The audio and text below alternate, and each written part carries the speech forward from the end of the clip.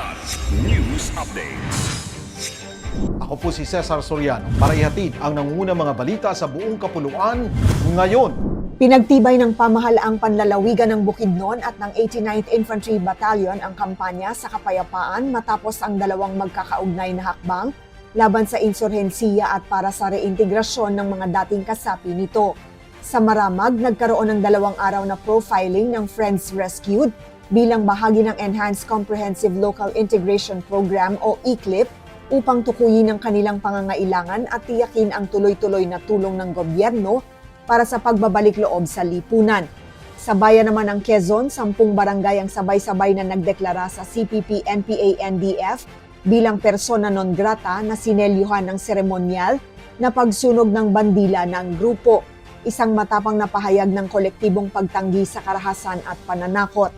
Ipinakita ng mga hakbang ang malinaw na direksyon ng mga komunidad, wakasan ang impluwensya ng armadong kilusan, palakasin ang seguridad at itulak ang pangmatagalang kapayapaan at kaunlaran sa Bukidnon.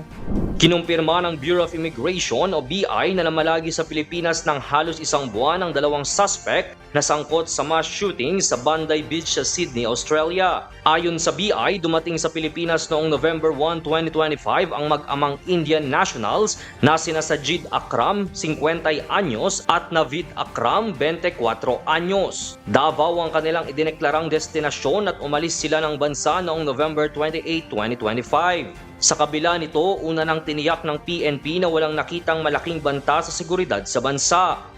Nitong linggo nang hindi bababa sa 16 na katawang nasawi sa pag-atake ng mag-amang suspect sa kasagsagan ng pagdiriwang ng Jewish Hanukkah Festival sa Bondi Beach. Kabilang sa nasawi ang mga nakakatandang suspect na napatay ng pulisya habang nasa kritikal na kondisyon ang anak nito. Iniimbestigahan din ng Australian Federal Police ang posibleng ugnayan sa ideolohiya ng Islamic State matapos matagpuan ang isang bandila at mga improvised explosives sa kanilang sasakyan.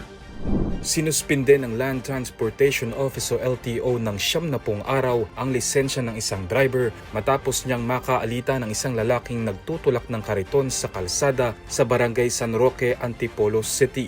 Kuha sa video na nag-viral noong linggo, ang driver ng Toyota Hilux na bumaba ng sasakyan, minura ang biktima at hinampas sa likod ng ulo. Kasama ng biktima ang kanyang anak na nakuhanan ding umiiyak matapos ang insidente. Ayon naman sa mag-asawang nakasaksi sa pangyayari, tinutulak ng lalaki ang kariton kung saan sakay ang kanyang anak nang biglang sumulpot ang pickup truck at ginitgit sila sa kalsada, dahilan para mahulog ang bata. Inisyuhan na rin ng show cause order ang driver para humarap sa LTO Intelligence and Investigation Division. Una nang nagtungo sa police station ang driver at humingi ng dispensa sa nakaalitang lalaki na nagdesisyong hindi na magsampa ng reklamo.